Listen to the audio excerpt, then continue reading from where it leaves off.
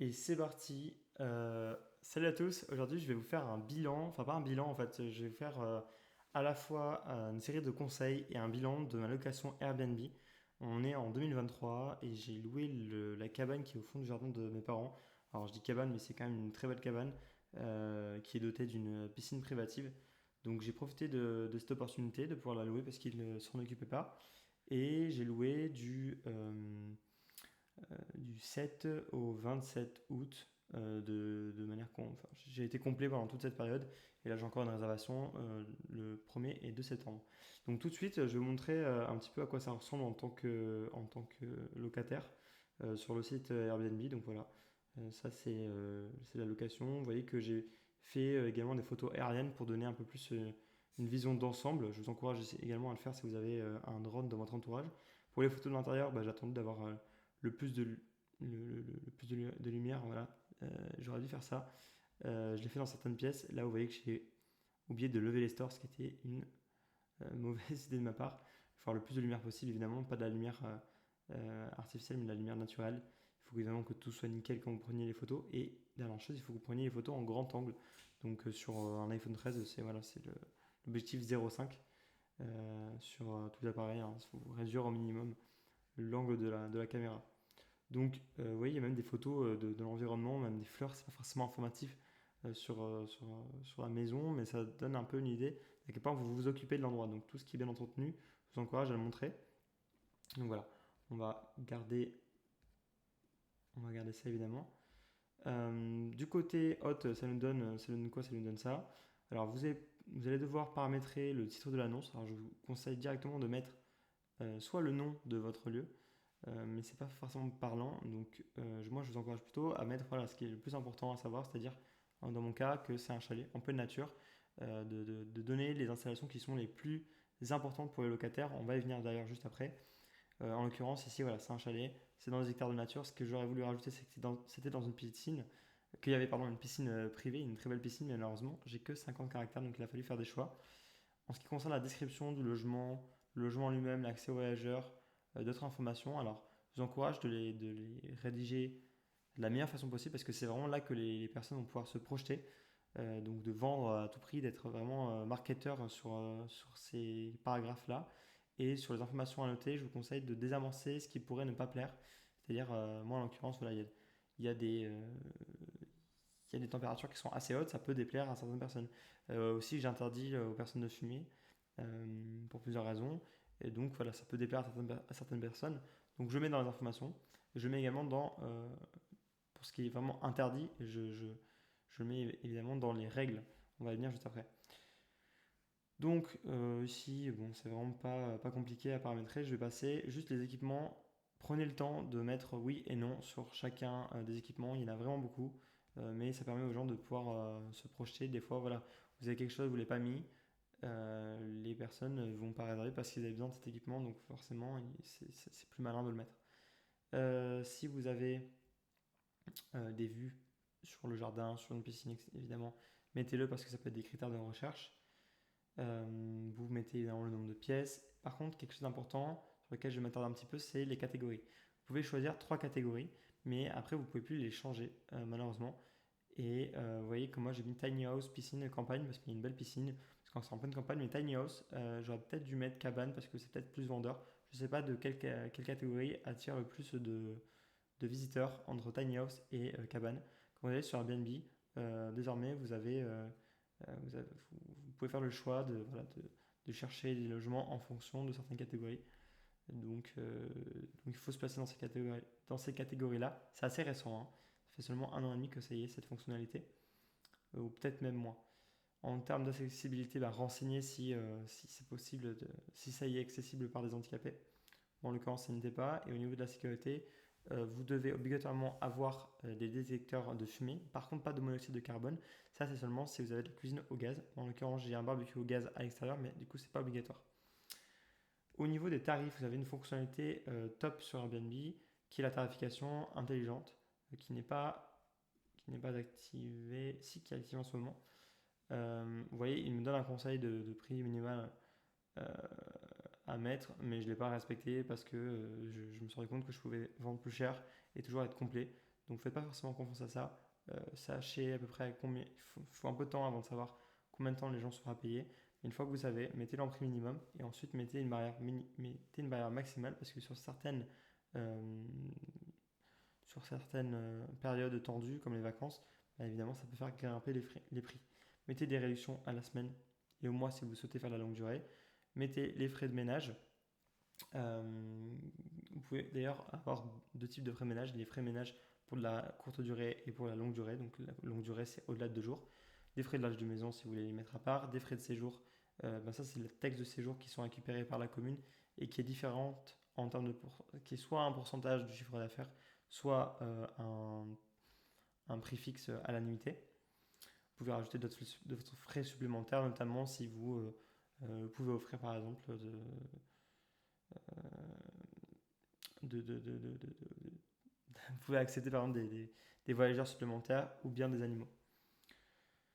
Vous pouvez également paramétrer la durée minimale de séjour en fonction de l'arrivée, c'est-à-dire que si des gens arrivent le mercredi par exemple, mais vous voulez prioriser les gens qui vont venir pour la semaine, par exemple du samedi au samedi, bah, vous pouvez dire que les gens qui arrivent le mercredi doivent partir au maximum le samedi, enfin on va dire le vendredi pour que les gens arrivent le vendredi soir.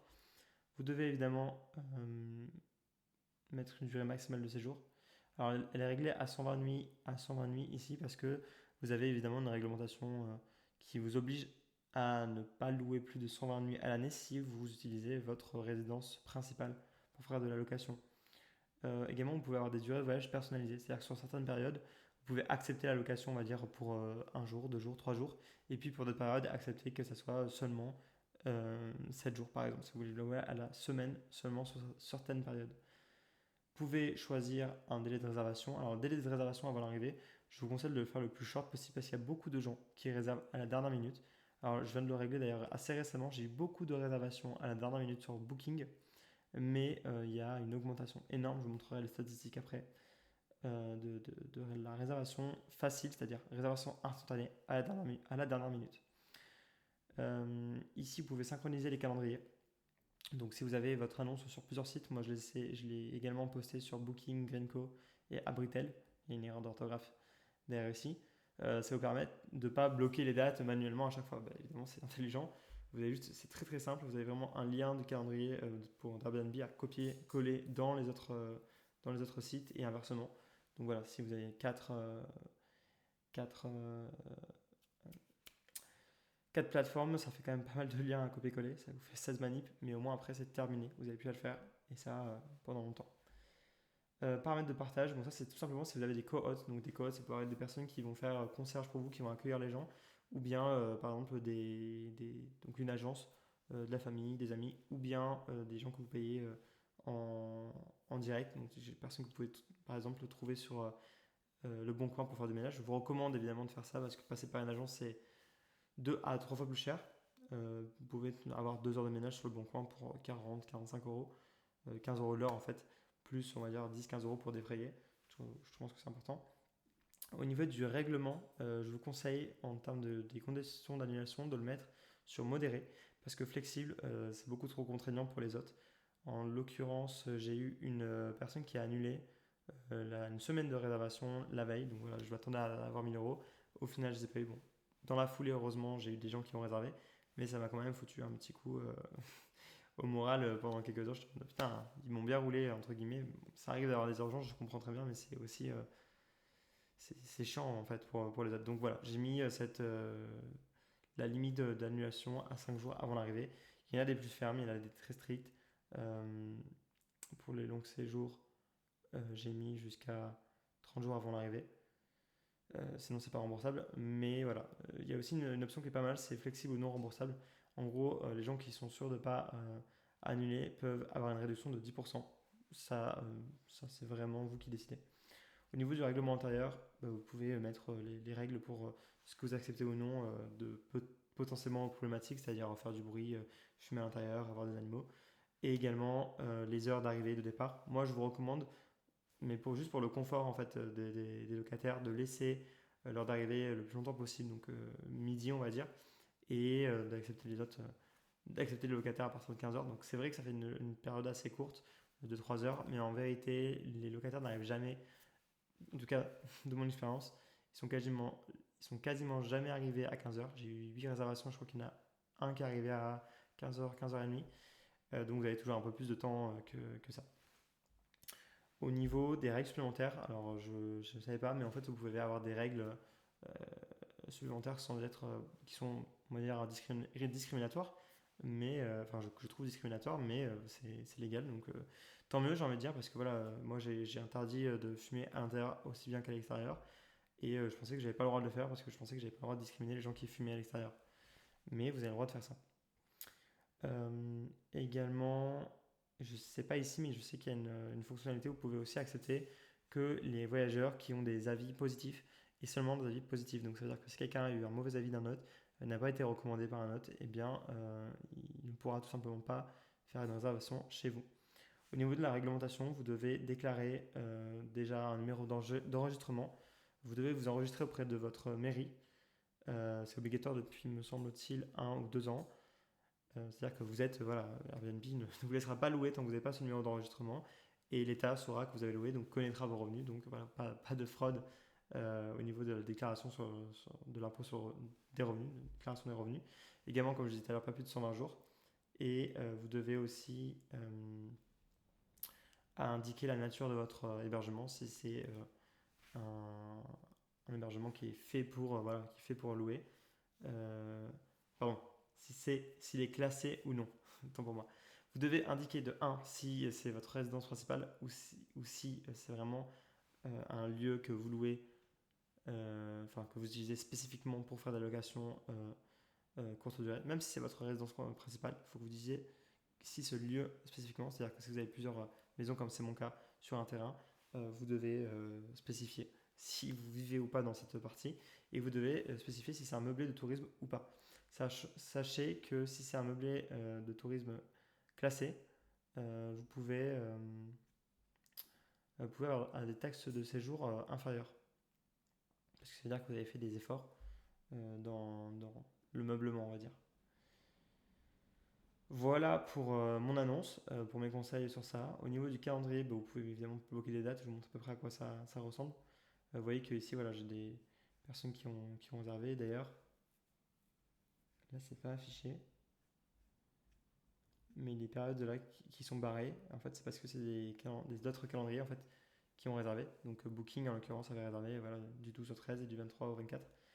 Vous pouvez du coup sélectionner en glissant et choisir le nouveau prix applicable, plus trouver, alors ça c'est super bien cette nouvelle fonctionnalité de Airbnb, mais voir les prix des logements similaires autour de vous, donc les logements réservés. La plupart des logements réservés à ces dates coûteraient en moyenne entre 104 et 156, donc ça vous donne une indication. Et les logements non réservés se trouvent entre 100 et 145. Voilà, c'est à peu près la même chose, hein. Donc ça vous donne une idée de où placer votre prix. Et également, vous pouvez du coup ajouter des règles de réservation. En fait, c'est là que vous pouvez ajouter, par exemple, sur cette période, une règle qui dit que vous voulez que des réservations d'une semaine. Vous pouvez le faire depuis le calendrier. Alors, je ne sais plus exactement où c'est. Je suis un peu étonné que ce ne soit pas affiché.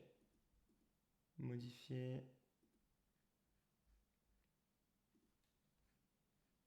Vos remarques. Ah oui, avec les règles. Voilà. Voilà, vous pouvez ajouter des règles. Donc là, une réduction à la semaine, 10% de remise si les gens réservent 7 jours ou plus, et une durée de séjour de minimum 2 nuits. Aussi, du coup, dans les messages, c'est super important, super utile. Je vous conseille évidemment de mettre en place des messages programmés. Donc, bon, là, il n'a pas été envoyé pour lui parce qu'il avait réservé bien avant. Non, je sais pas pourquoi ça s'est pas envoyé. Mais du coup, on va venir dans gérer. Et vous voyez que j'envoie 5 messages de manière automatisée et un peu personnalisé, puisque voilà, il y a le prénom du voyageur, vous allez voir qu'il y a d'autres informations. Donc le premier qui est envoyé, c'est 5 minutes après la réservation, c'est un peu un message de bienvenue.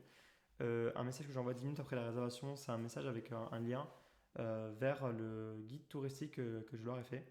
Je vais vous montrer ça juste après. J'envoie un message la veille à 10h. Pourquoi la veille et pas le jour même? Parce que en fait, j'ai des gens qui m'ont demandé la veille comment se rendre dans le logement, donc j'ai préféré anticiper les questions. Donc là, je vous encourage évidemment à donner le plus d'informations possible parce que c'est désagréable pour les gens de se perdre. Puis ça vous fait perdre du temps parce qu'il faut les guider. Donc soyez le plus précis possible. Vraiment, j'ai mis toutes les informations nécessaires et en plus les coordonnées GPS pour que les gens puissent les rentrer sur Google Maps. Et vraiment, là, il n'y a aucun doute sur la manière de s'y rendre. Également, il y a un message quand les gens arrivent, le jour d'arrivée à 15h, en tout cas la date minimum à laquelle ils sont censés arriver, avec les règles, un rappel des règles de la maison et le code Wi-Fi, plus les consignes pour le départ.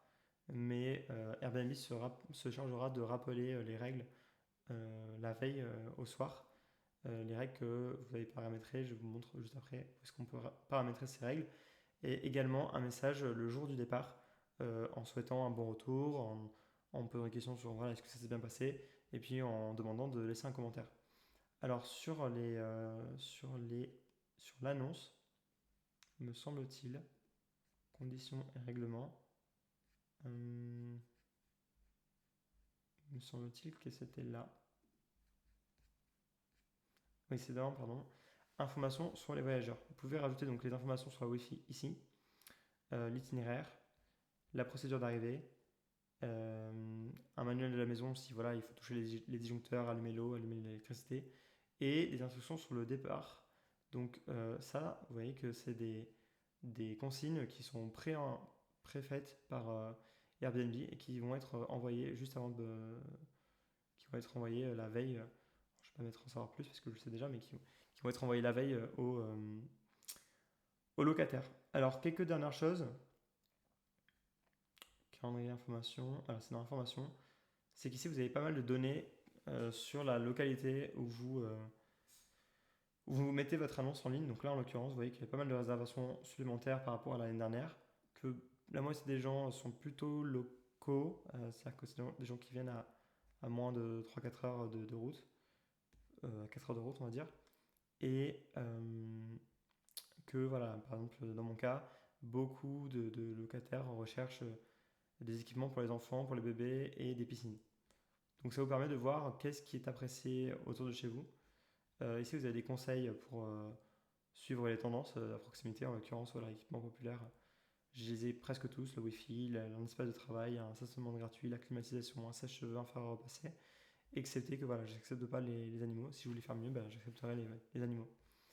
Également, j'accepte pas les enfants en bas âge pour ma part, et les animaux sont toujours dans cette catégorie. Mais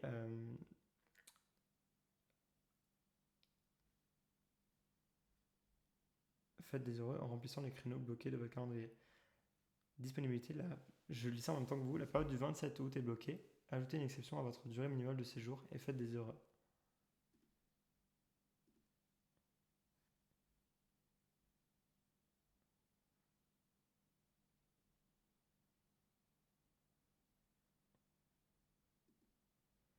Les 27 jours, c'était hier. Le 27 août, c'était hier. Bon, bref. Ok. Du coup, il y a aussi quelque chose qui est super important, c'est super hot. Vous pouvez devenir super hot en respectant 4 conditions. La première, c'est de comptabiliser 100 nuits sur au moins 3 séjours ou 10 séjours terminés. Voilà, je sais pas Nous pourquoi. sommes le lundi 28 août 2023. Oula, j'ai activé Siri. Donc là, par exemple, c'est une erreur. 1er octobre 2023. Alors, c'est pas à jour. Parce que là, j'ai au moins 4 réservations. D'avoir un taux d'annulation à moins de 1%. Donc, en fait, vous n'avez pas le choix que de ne jamais annuler. Heureusement, ça va revaloriser tous les. C'est réévalué pardon, tous les 3 mois. Donc, ce qui veut dire qu'un jour, cette annulation va disparaître et je vais retourner à un taux d'annulation de 0%. Avoir une évaluation globale à plus de 4,8 sur l'année et un taux de réponse à plus de 90%. Une fois que vous avez ça, déjà de 1, vous allez avoir un coupon de l'équivalent de 100$ tous les 3 mois. Et deuxièmement, franchement c'est top, et deuxièmement, elles vont être mises en avant. Donc ça c'est doublement top, parce que ça vous permet d'avoir plus de réservations, quoi. Je crois que c'est à peu près tout ce que je voulais vous dire, si ce n'est aussi la gestion des... Ah, tenez. Ah bah ça, j'avais pas vu. Je découvre ça avec vous. Mais vous voyez que le mois d'août, en fait, il y a eu pas mal de consultations quand je l'ai mis en ligne. Après, il y en a eu beaucoup moins parce que c'était quasiment complet. Et que le taux de réservation est de 1,6%. Donc il y a eu, je sais, 500 vues sur l'annonce en un mois. Et j'ai eu 4 réservations les 30 derniers jours. Voilà. En ce qui concerne le bilan, on va dire financier, alors j'ai gagné 2500 € par Airbnb, à peu près 1000 € par Booking. Et j'ai eu en termes de taxes de séjour, taxes sur le revenu, investissement de réparation, puis consommable, j'en ai eu pour 900 €. Alors normalement, ça sera inférieur à ça, devrait être plutôt. Ouais, là, je vais toucher net 74% de ce que je touche, mais ce taux peut monter, je pense, facilement à 85%. Donc voilà, c'est tout à fait honorable. Sur un mois, je me suis fait du coup 2600 € net pour 3500 € d'entrée. En ce qui concerne les commentaires, bah, évidemment, je vous encourage à faire en sorte que vos hôtes soient extrêmement contents, laissent des avis positifs pour que ça encourage les prochains.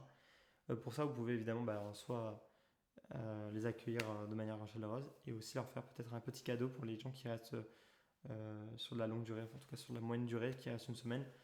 Je pense que c'est pas mal d'offrir un produit local et d'être attentionné, c'est-à-dire créer un guide touristique. Alors j'ai oublié de vous le montrer, ce guide. Qu'est-ce que c'est qu'un guide touristique? Eh bien, tout simplement, ça va être des petits textes, des suggestions d'endroits où aller. Alors c'est un gros PDF à la fin qui fait, me semble-t-il, 10 pages. Mais là voilà, je leur ai donné 2 conseils sur la gastronomie, sur des adresses que je connais et sur ce qu'il y a à faire en fait dans les environs, donc à 1 heure, à 3 heures du logement. Avec voilà, des conseils à chaque fois, que faire à Cassis, le château de Cassis, la plage, le port, le Cap Canaille, les Calanques. Voilà, des informations pour que ils se sentent tout simplement bien accueillis, ils sentent que ça soit attentionné. Voilà, écoutez, c'est tout ce que j'avais à vous dire. C'est un peu pêle-mêle. J'espère que ça vous a plu. Airbnb, c'est quand même une superbe façon de faire de l'argent.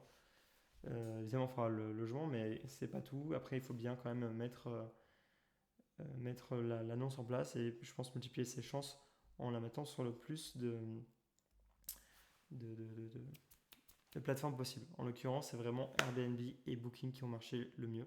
J'ai pas eu de réservation encore par Greenco et par Abritel. C'est tout pour cette vidéo. Je vous dis à la prochaine. Peut-être pour encore du contenu Airbnb, c'est sûr et certain. Peut-être pas tout de suite l'année prochaine. En attendant, je vous dis tchuss.